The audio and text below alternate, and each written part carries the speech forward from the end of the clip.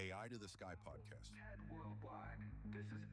AI agents are already inside your company. They are reading your Google Drive, managing calendars, sending emails, and most leadership teams have absolutely no idea. Today's guest has built his career around one mission: turning that invisible chaos into a governed, measurable operating model that actually accelerates business. Welcome to AI to the Sky. I'm Joseph Bale, and this is the conversation you need to have. Kevin, welcome to the show. I've been looking forward to this conversation since I read your LinkedIn bio.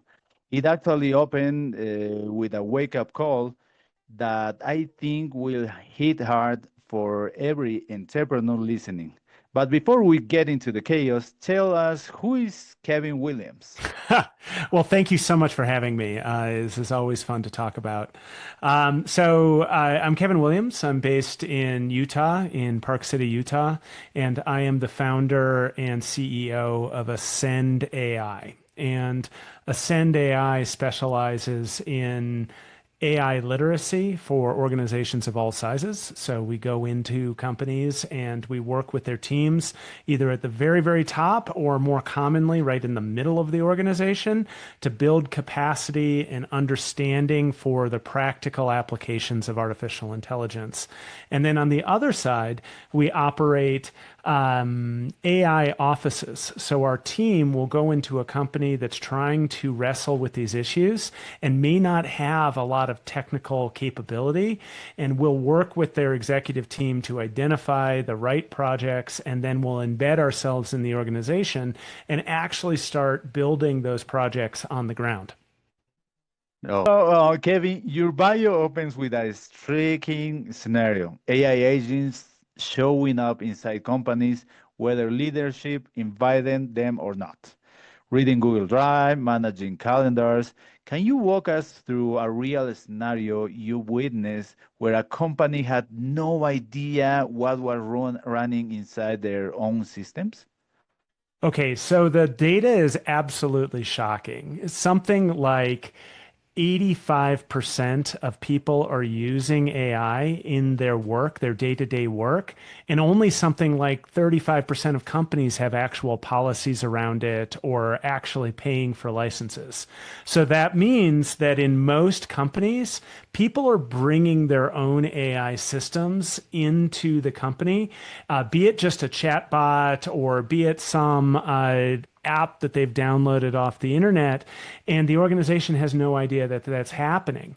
And most people, being well-meaning, to be honest, I don't think most people are just trying to abdicate in their work. They're actually trying to be better employees and do things faster, but they don't understand the risks that are involved when you bring free AI into a business. There's an old marketing adage that if the product is free, you're the product in some way, shape, or form. So it implies that your employees are getting monetized by, say, a Chinese LLM that is sucking in information about the company and possibly being used in negative ways. Or at the very least, it's being incorporated into the training sets that the LLMs are using and can expose sensitive data. This is particularly bad in areas that have high risk data, insurance, healthcare, hiring, etc., where very sensitive information can be just inadvertently disclosed. So we see a lot of cases like that where it's not necessarily bad actors who are injecting the information.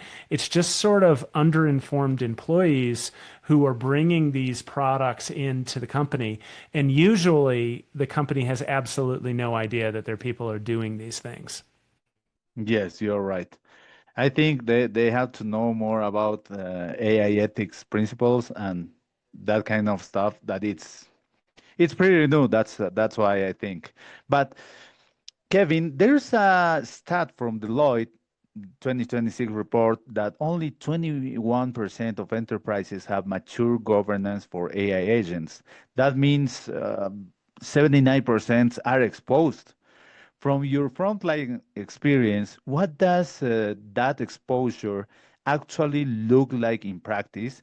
What's the worst case scenario and that most leaders aren't imagined yet? So, a couple of different reactions. One is I'm familiar with the stat, but what you're missing there is that a lot of organizations don't have exposure because they've simply put up walls and policies against AI. So it's almost a worse offense because they're not getting the skills and the repetitions that they need to start developing an AI first culture right now. So they're really missing the opportunity. Those 20 something percent that have policies and have governance are really moving ahead and starting to explore. The ones in between are either falling into this category where they have shadow AI, like we were talking about just a minute ago, or they don't have particularly well governed AI. And what's scary about that is that poorly governed AI, there are of course European laws about AI governance around the EU AI Act in particular. In the U.S., various states are starting to come up with individual laws, but there's really no federal guidance. So the leadership of a lot of these companies, particularly in the US, will say, "Hey, this isn't something that we need to worry about too much because there are no AI laws." Okay, maybe, but there are plenty of laws that are in the books in most countries that already dictate the legality of highly sensitive data. So, hiring, for example, this is an example that I see almost every week where a well meaning HR team is dealing with an influx of CVs and they're trying to figure out how to process it. So, what they do is they take the perfect CV, take Kevin's CV, and say, "This is the guy that we want to hire. Let's compare that versus the 800 other applicants we have." But what you've done when you do that is you've inserted bias into the model, that there are signs and signals in my CV that will probably bias the output in some way that you can't really prove. And in so doing, you're actually violating existing laws. So in the US, there's the Equal Opportunity Act, and you just broke it in subtle ways in that you can't demonstrate how the hiring was made, and you haven't done any of the measurement to prove to somebody who challenges you that it was done in a fair and equitable sort of way. The same is true with healthcare data. Again, in the US, we have HIPAA that protects the transfer of medical data. Or you might have FERPA, which is in finance as well, which dictates that. So the excuse there isn't a law, so we're kind of okay right now, doesn't really fly particularly well with an organization who's looking at it more carefully, but they still don't know what to do because locking it out is what most of them are doing, isn't a great option. Being liberal about it is not a great option. And they internally don't have the skill sets to figure out how they're going to govern it. Wow. Yeah, you are you are right with everything. So You should yeah, tell my wife that. yeah, because I am seeing I'm working in digital transformation also, and we are seeing this because the companies are not ready for AI agents because they are just proactive, and at some point they literally don't know what it is going to do the agent, how it's going to react to some specific situations, and that's how they have to apply in government in these kind of cases. And you draw a clear line from people are using AI and we have no idea how to we have a governed measurable AI operating model. What is the single most dangerous assumption companies make that keeps them stuck on the wrong side of that line? Oh, so the first thing that came to mind when you said the most dangerous thing, unfortunately, sits on the side of companies that are trying to do it right. That they're putting in governance structures, and a typical governance structure needs to look at things like model drift. It needs to look at bias. It needs to look at explainability. It has to have prompt logs and testing, and it has to have some sort of response mechanism. The bigger the company, the more sophisticated the company, the more used to they are to having these sort of governance type controls. But what they always miss, not always, but what they miss that's particularly critical is the fact that we're all building on sand, that the models change so rapidly that whatever governance structure that they put into place yesterday for, let's just say, Claude 4.7, as of today, we have Claude 4.8. And you need to be able to have systems that are adapting to the latest and greatest model, but they're not making presumptions or assumptions about the prior model as far as their governance. So what they do is they build something that looks really pretty and perfect as far as reporting and everything, and then the pace of change outpaces their governance structure almost immediately. And I think that that's going to be a real problem for them. On the sort of beginner side of things, I would say that it actually comes back to just policy.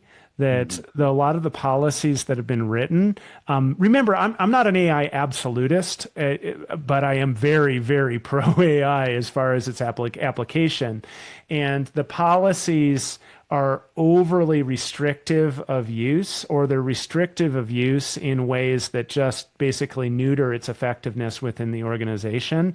And then the organization doesn't really get started with it.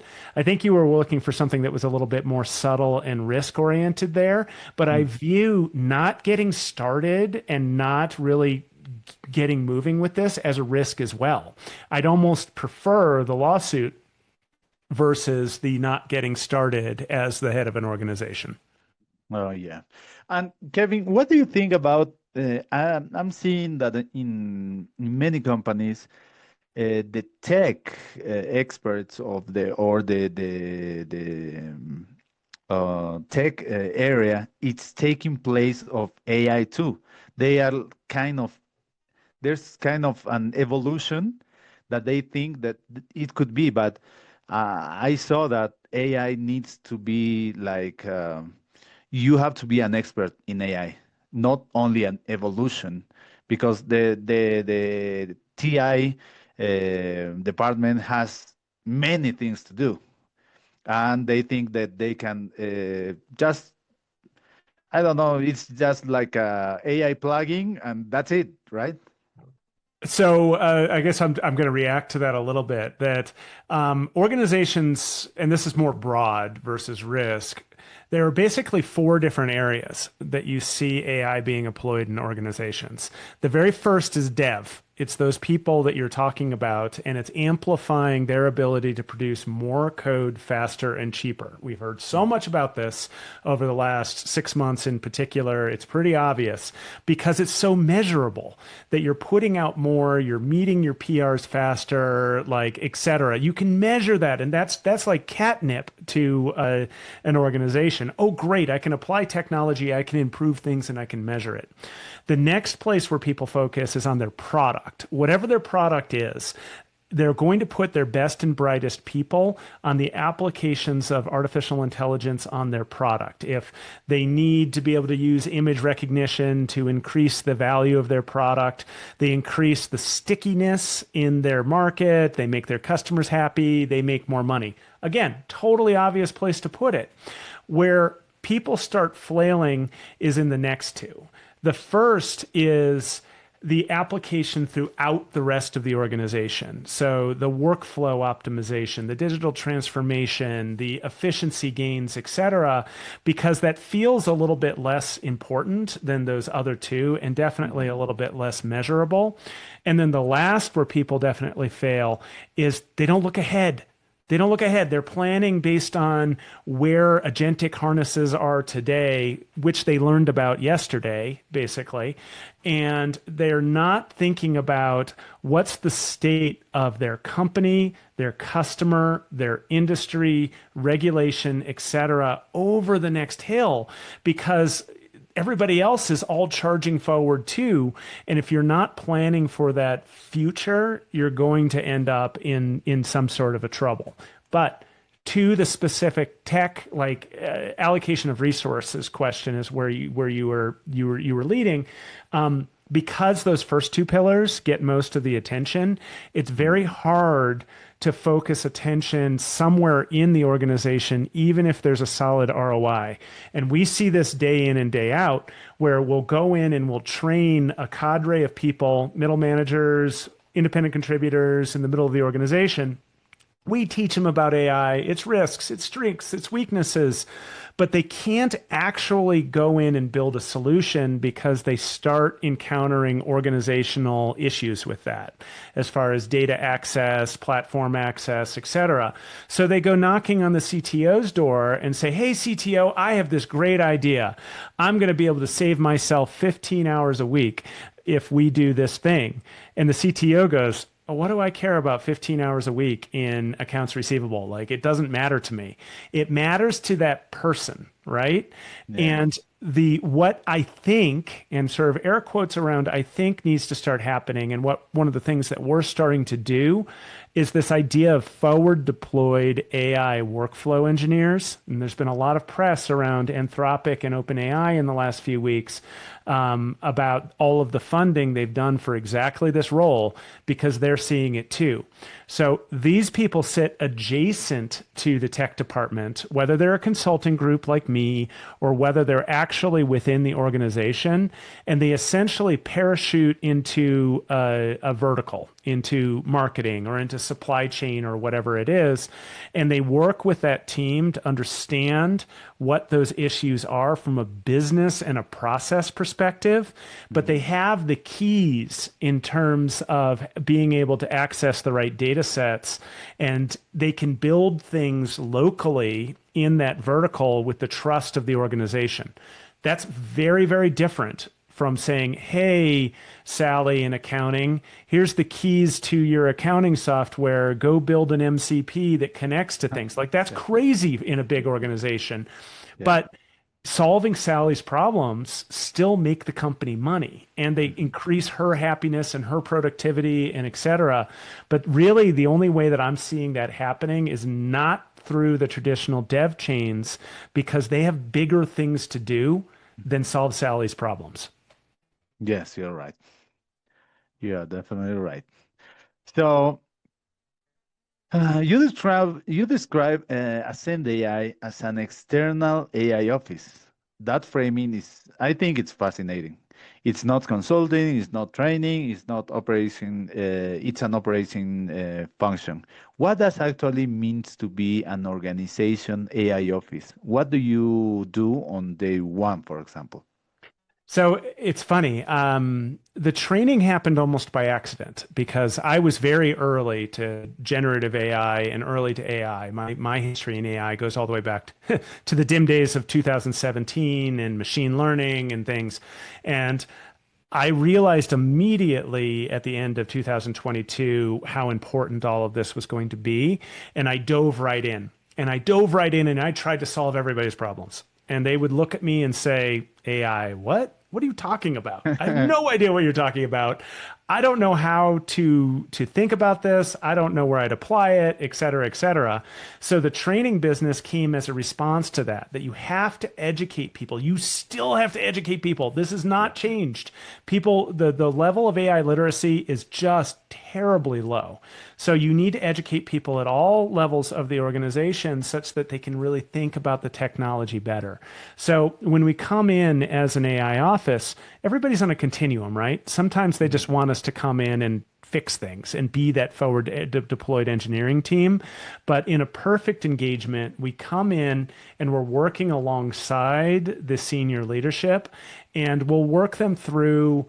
Honestly, the first place we start is something we call an AI manifesto. Have you ever heard of an AI manifesto? Kind of, kind of. Kind of. Okay. Yeah. So it's different from a policy. A lot of them will already have policies in place. And as we said earlier, a lot of the Mhm. policies are terrible. So we can help them revise their policy and make it make more sense. And we work with legal counsel and such to do that.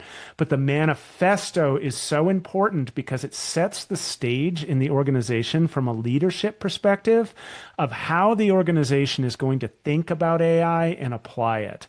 And globally, employees are really concerned about being disrupted and dislodged. But a lot of organizations that we work with say, absolutely not. We need our people. Our people are great. We just don't want our people doing stupid things that are taking up their time. And Mhm. I'll ask, do your people know that? And the answer is usually no.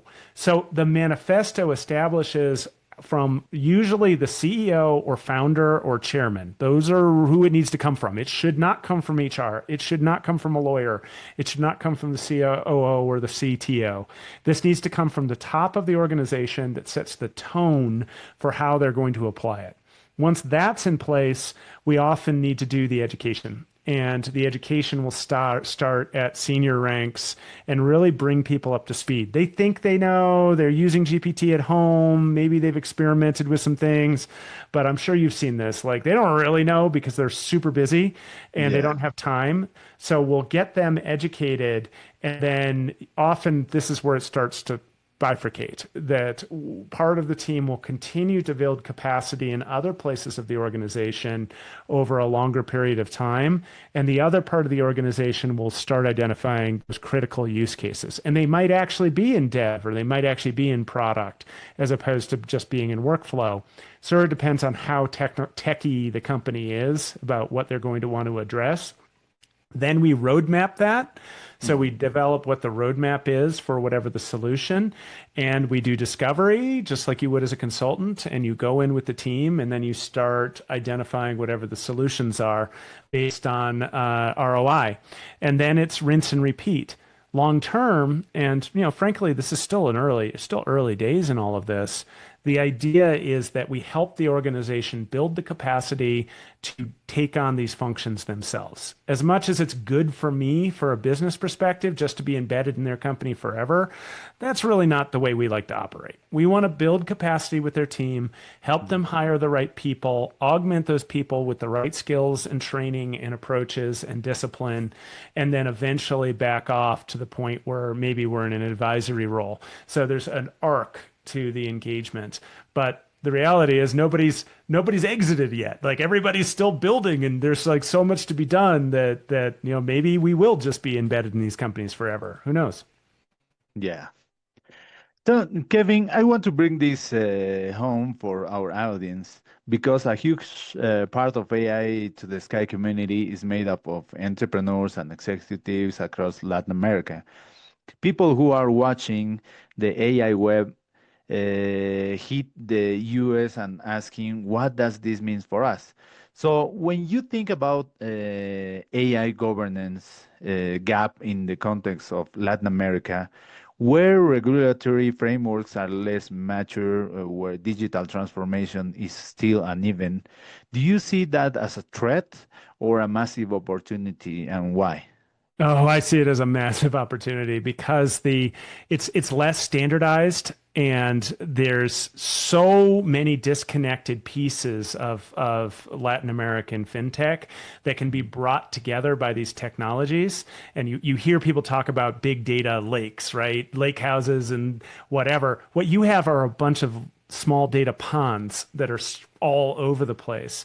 And AI enables access to those ponds in ways that's just completely unprecedented.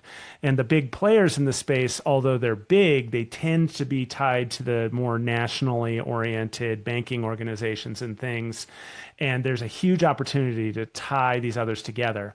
But there's also a high level of obligation to make sure that it's done in a way that's highly secure because there's also an unprecedented opportunity for criminals to get involved and eventually the lawyers will get involved. That is more of a US problem than it is out of other markets, but it's still a problem. So, Kevin, for the entrepreneurs in Bogota or Sao Paulo or Mexico City who are listening right now, maybe running a 50-person company, seeing their team using, I don't know, ChatGPT, Claude, in ways they never authorized. What is one thing they should do this week to start closing their own governance gap? All right. So the first thing that you want to do, just to rehash, is you want to assess the technologies that people are already using. And create a list out of all of those that are the go-to technologies that are already employed. And assumedly, people have reasonably good reasons to be using those, right? You do need to take a pass at it and make sure that all of those are paid commercial accounts. Again, if the product is free, you're the product. So unless you are really aware of the risks, you should not be using free tools in your tech stack. And then you'll end up with a narrower list, and you'll see that certain items will overlap. Like, oh, some people are using Vercel, as I said, or some people are using Cloudflare. Don't necessarily just make a presumption about which is right. You can make this a lot more fun by throwing down things like hackathons to solve problems, as opposed to expecting individual engineers to come up with their solutions and then sort of battle it out from, oh, which is more expensive? Let me prove my point. Well, prove your point by seeing who can build faster and better using whatever tool. Okay, great. Thank you for that. So, Kevin, we end every episode with our lightning round. Short questions, first instinct answers. Are you ready? Sure. Okay, let's go. So, Kevin, one AI tool that could not run your business without. Oh, absolutely. Whisper flow dictation is so important to me. I have never had such a small technological change make such a big difference in my life. And you're going to have to pry that thing out of my cold, dead hands. So I should flash it on the screen, but I've dictated 1.4 million words in the last 6 months. Wow, that's a lot. It's a lot. Yeah, I don't type definitely. anymore. Typing, That's good. overrated. Yeah. So the second one, the most overrated AI trend right now. The most overrated right now. Well, I would have said OpenClaw a few months ago, but Mm. it certainly proved a point. Um, Boy, this is going to be a little bit contentious given that some of these companies listening are a little bit larger, but I am not the hugest fan of huge efforts being spent on data standardization. So there's a lot of organizations out there Mm. that are saying, "Oh, all of your schema needs to be perfect." No, it doesn't. It would be helpful if it were. It would be more efficient if it were, but it doesn't actually have to be perfect if you're applying decent logic to what I was saying earlier as far as connecting different ponds of data as opposed to waiting for perfect. So that's one that again is sort of contentious, but I think is overrated. Um, yeah. Yes, you're right, because not every situation is the same, right? The most underrated AI trend nobody's talking about.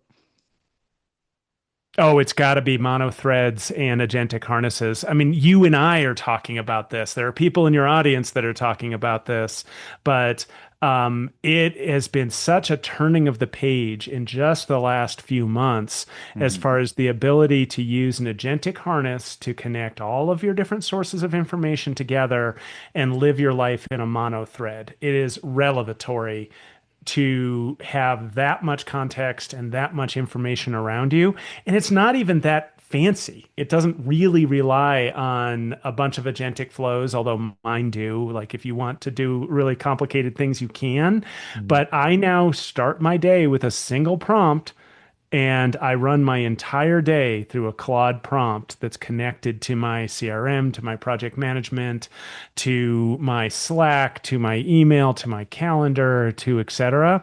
And I feel so empowered at the moment. So I don't feel that most normal people have actually embraced that in the way that they will be in the next 6 months.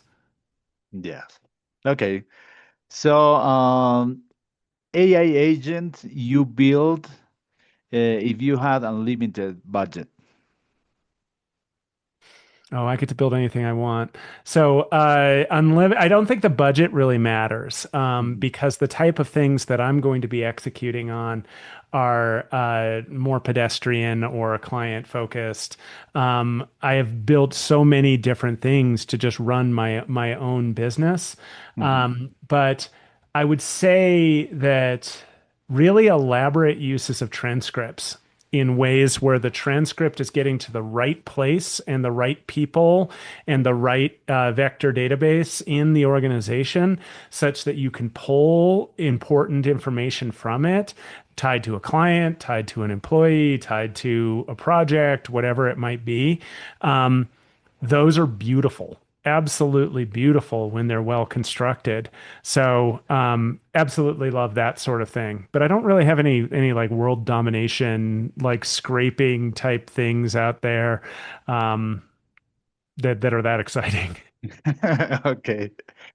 So, Kevin, one book, maybe podcast or resource, every business leader should consume about AI right now. Um, I like my podcast. I have a podcast called AI at Work, Oh, practical that's good. applications of AI. So cross promotion. I think it's Yeah. quite good. But my own, I think it's what is somebody who lives and breathes? What do I consume? Nathaniel Whittemore's the AI Daily Brief. I probably listen to 9 out of 10 of those.